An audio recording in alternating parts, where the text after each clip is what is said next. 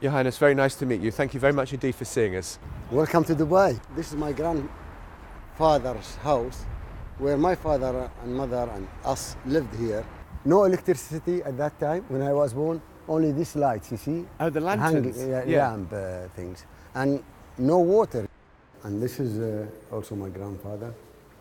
And that's my grandfather. Zimbabwe, Yes. lovely country. Did you have people just knocking on the door and saying, I've got a problem with my house, Yeah. can you help me? Yes, but they don't knock on the door. The ruler will be sitting here. So what, the ruler would just sit outside waiting? Yes, by that one, and his people will be here. So anybody coming to see the ruler will sit next to him and say. And say that I need to have this done or I need to have that done? Yeah. And John, I remember as a child trying to climb this, I couldn't. So yeah, and this is my playground. And so you're going to drive me out into the desert now? Yeah, and I am not very good driver. No, very good driver, don't worry.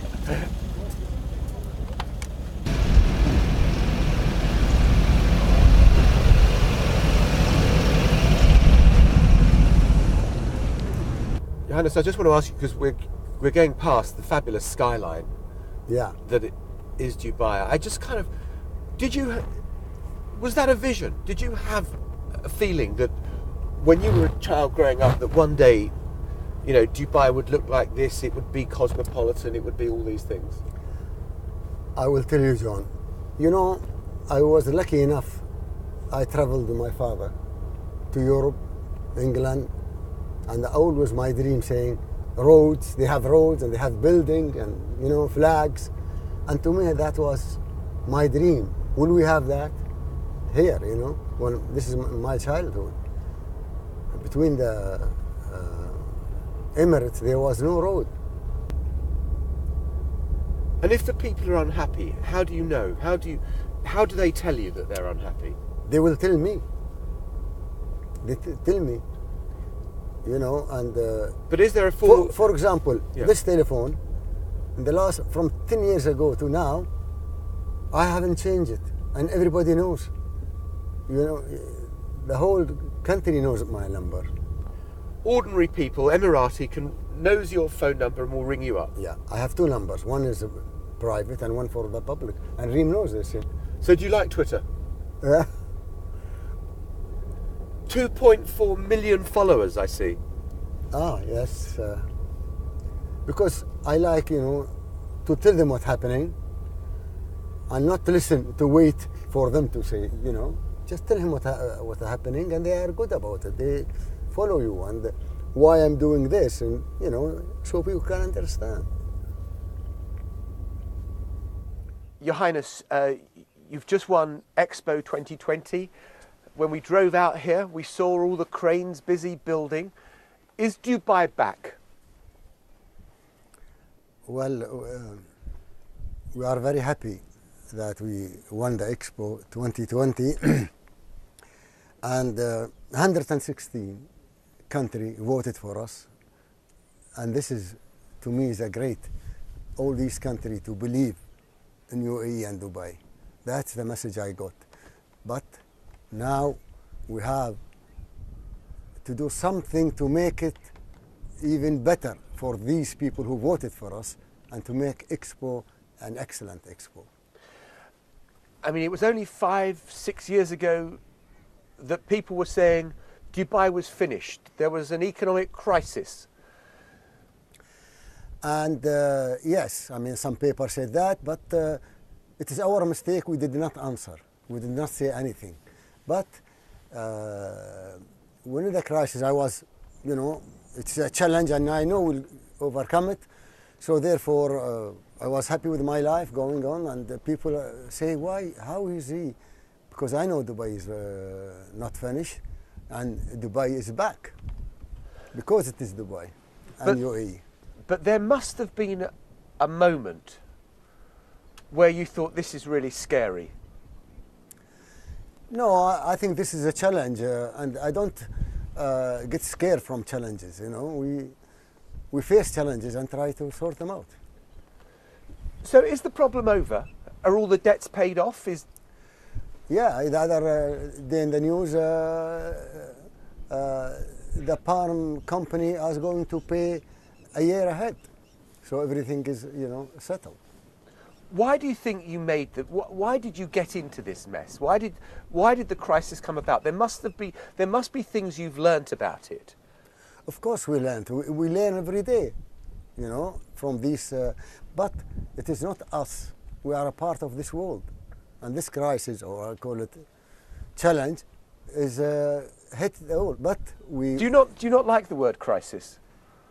No, it's challenge, and we are in Arabian Peninsula. Every day is a challenge for us. Every day we have to face, challenge for the water, challenge to something to eat, and every day challenge. So we take it as a challenge. When there is no challenge, everybody is a leader. Where is the difficulty or challenge, some will come through, and that's just a test for us to know. I mean, the latest indications are saying, some people are saying that property prices are rising very sharply again, rental prices are going up very, very fast.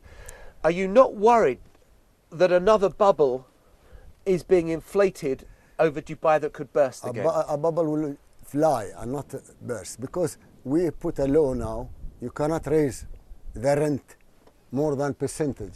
So that will help to stop everybody. I know Expo is coming and people will try to, but we put a law and committee that they don't raise the renting high. Just as a matter of interest, the Arab Spring, did that turn out to be economic good news for Dubai? Because, investors who may have been putting their money into Syria or Egypt or Bahrain or Libya were thinking, I'll put my money into Dubai instead. I was asked this question when we had the government meeting, 30-country government meeting, and one lady asked me, did you benefit from the Arab Spring? And I was honest with her. At that time, the number was with me, yes, there is $30 billion came. But I told her, but remember, if the Arab Spring didn't happen, there will be 60 billion. Did you see the Arab Spring coming? Yes, and I said this when I visited, I spoke in the Gulf University in Bahrain in 2004. And I said to the leaders of the Arab, change or you will be changed. I said that your people will look away from you or try to do that. And because I don't know the future, but there is indication, so you can, feel that is coming. You cannot lie for your nation 40 years and you think they'll still believe you with this quick communication now. Well, let me ask you about some of the specifics about some of the countries. We've got Geneva 2 taking place later on this month, and I think that Dubai will be represented, and you will be there. Can President Assad stay in power? Well, somebody asked me about Syria and this, and I said, Assad will take a long time. But, if you kill your people, you cannot stay. I hope there will be a solution peacefully that a new elected government will come. So, because he has killed his people, he will go eventually? Eventually he will go, yes. And do you believe that you ought to be offering any support, whether financial or military, or are you, to the Free Syrian Army? We are supporting the people of Syria who are in Jordan or Turkey or other. We are helping those. But the Free Army, you don't know, because there is some extremist, and you don't know how many group of people now in Syria. And as you hear that some groups are fighting each other. So you don't want to do what Qatar has done or Saudi Arabia has done? And no, our foreign policy is different than, We try to help and not to interfere. It seems to me that the UAE, for all its wealth and its power, it takes very light steps on foreign policy. It doesn't want to show its muscle and its weight in the way that we've discussed that Qatar does? No, I mean, maybe Qatar have a reason or a vision, but here UAE, we don't, we like, the Emiratis, and the Emiratis is kind. We don't want to interfere with the other people. Their nation should say what they want, and we should always help and not interfere with other countries. Here in the UAE, you have cracked down quite hard on political Islam. A number of people... Brotherhood. On the Muslim Brotherhood. Right. Is Egypt now better off with General al-Sisi in charge than it was with Mohammed Morsi? Much better, and I'll tell you why. I was asked by the CNN that won't you worried about the Islamic Brotherhood getting in Egypt and holding the government and everything? I said no. I am not worried about that. They will last only 1 year, and then, the people and the army will sort that out. So therefore, it's better for Egypt. This.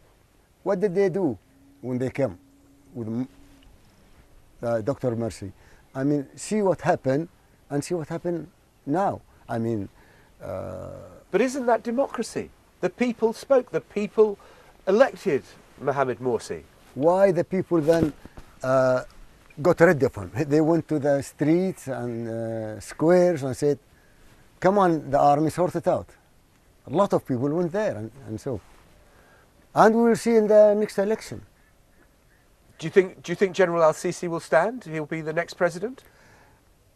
I hope he stay in the army and leave somebody elected for presidency, because I think he's important for him to be the head of the army. He's a strong man and a very good man for Egypt. So better as head of army than head of state? That's what I think. Very interesting. Can I just ask you about, we heard about the death this weekend of Ariel Sharon, the former Israeli Prime Minister. John Kerry is making very strenuous efforts to bring peace between the Israelis and the Palestinians. Well, how do you see the prospects? Well, between Israel and the Palestinians, one day they came very close to sign, but they didn't sign the peace process. If they had that and they signed the peace process, of course there will be a bomb here and rocket there, but everybody, the whole world will be against who doing this. And I promise you, Israel will benefit more than us, because we want to deal with Israel and this after the peace process. What we are asking is a country for the Palestinians. And we are, accepting Israel.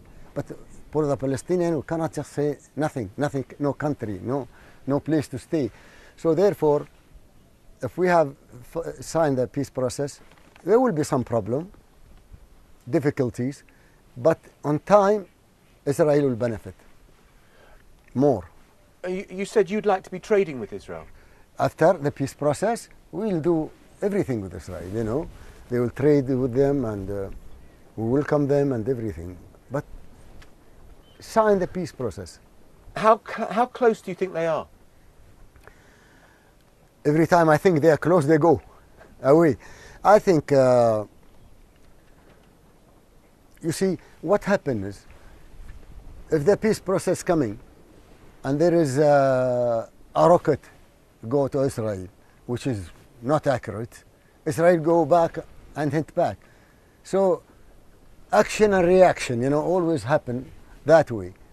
But if we just be strong and sign the peace process, I think it will be better for everybody. Okay.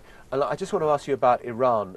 Progress has been made in these talks about giving access to Iran's nuclear facilities. Do you believe the time is now ripe to lift sanctions against Iran? I think so, and give Iran a space. Really, you see, Iran is our neighbor, and we don't want any problem, and they didn't, have any problem. But if the peace, and they agree with the American, and the American agree and lift the sanction, everybody will benefit. We suffered from the sanction on Iran. And yet they're your biggest trading partner, I think. Yes, but you know, when we suffered here, we try to open other doors for trading with other countries. Sure. So, to praise them. but just to be clear, Iran has done enough in your mind that the sanctions should be lifted. I think so. If they allow the people to go and look at their nuclear weapon, and they are not making any nuclear, because if they did, you know, nuclear will be dangerous for me also. But if they are not, it should be lifted slowly and firmly. So you believe them when they say that their nuclear ambitions are purely for civilian nuclear power? I heard it from them. I heard it always, and I think sometimes they're saying the truth. I don't think they want. Ahmed Najat, I saw him, and I asked him, "Are you building a nuclear weapon?" And he said, "Okay, Sheikh Mohammed, what will I do? And if I have a means of transporting this weapon to Israel, how many Palestinians I will kill? And the European and the American will finish my cities in Iran." So you think, he said, "I'm not crazy to go for that. The weapon is of the past."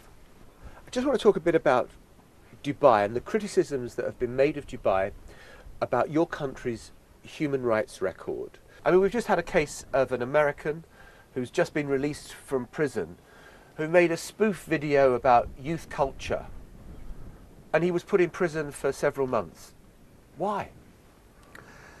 We have a law, like when we cracked at the Muslim Brotherhood, because if they want to live and stay and work, they are okay. If they want to go extreme, we have a law for that. But I mean, the kid said, "I did nothing wrong. We had no idea of what our crime was. We had no idea how long we'd be in prison for. We weren't actually told what our crime was until 5 months later after we were taken in." Now, for a modern country which you strive to be, is that satisfactory? No, we try to change it. You know, we are not perfect, and we try to change any mistake, any things. We go in and try to change it. We are not perfect, but we're doing our best. Do you accept that you got it wrong in that particular case? Maybe the judge. I cannot talk about the judge, what he saw in that case. Okay, well, what about the woman, the Norwegian woman, who she was raped? She goes to the police and says, "I was raped," and she was put in prison herself for having illicit sex outside marriage. I think she was a victim, and unfortunate, you know, and we tried for that not to happen again. Because she was pardoned by you in the end. So maybe the laws need changing in this country. I mean, Human Rights Watch, who we've interviewed, said Dubai has the most modern skyline of anywhere in the world, but its legal system is from the Dark Ages. Not really. The legal system we're changing it, everything to suit Dubai and to suit the United Arab Emirates. So therefore, there is a changing coming. Maybe if there is law which is old, or you know, we can't go and change it. So you've got to carry on changing your laws if you're going to carry on attracting the best people to come and work and live here. Yes, yes. And the other criticism that is made, while I'm dealing with criticisms of your country, is that migrant labour that often come here are very badly treated. No, I disagree with you now, because the labour, you know, before, sometime the company give them less salary, and now we ask for all the salaries to go through the bank, so the government can see and watch all these companies and give the right for the labourers the right salary. The European Parliament Subcommittee on Human Rights said minimum labour standards are not respected. There are systematic complaints about poor accommodation and sanitation. Salaries and medical services are withheld, and so it goes on. And you will see also very beautiful accommodation for labourers. We have now, and we built, and we told the companies to build high standard accommodation for labourers. Your Highness, I want to talk about one other subject, which is, I know, a subject of great passion to you, which is your love of horses. How shocked were you when you heard the news that some of your racehorses being kept at the Godolphin stables in England had been doped? I was shocked, really, and I have many trainers, and if one of them do the wrong things, you know, they gave him 8 years, and and I gave him lifetime, finish. Are you in touch with him at all now? He comes and see some other friends, but it is not, he will never come near horses. And we put now investigator, Lord Stephen, to really go through everything and meet everybody. And I think he's getting independent and he's getting a good job. He hasn't finished yet, but I hope good luck for him. Knowing how closely you watch everything in terms of the way your economy is developing, the legal system, all the rest of it, some people will say it's extraordinary that one of your trainers would dope the horses without you knowing. Because he thought, he doped them not for racing, but you know, treatment for long term, and they will not come to see the races. Now Lord Stephen will find out the whole story and we'll all know what happened. Do you think that it damaged your reputation in the racing world? No, of course, if they think I know, but I am clear and I still love horses and racing. And you still love going to the race meetings? I don't care. I go there, of course. But the truth will come out. The truth will come out because independent Lord Stephen is a policeman and he's straight, and he will show, and that will give it to the media. So if I wanted to, could I use anabolic steroids in Dubai on horses? Not in Dubai and not in the whole UAE. So it is now illegal? Yes. This is from the minister meeting we cut it. Illegal now to have it even in the shop or anything. Okay, and I just want to ask you a final question. If you were to invite me back here in 20 years' time and, you know, we're still here, living. Still living, how will Dubai be different then? What is your vision for the future? We can see Dubai today. Okay, I will answer that, but before I answer that, I want to say something. You know, I'm not doing this for the BBC World. Also, I'm saying to myself, to put my view to the viewers and to say Dubai is back, and to say the whole world, we are here and Dubai loves you back. But if you say now, 20 years from now, if we still living, I cannot see what we are driving. My vision is to Dubai to be #1 and happiest nation, all that way. You know, we want to be #1. Your Highness, thank you very much indeed. Pleasure.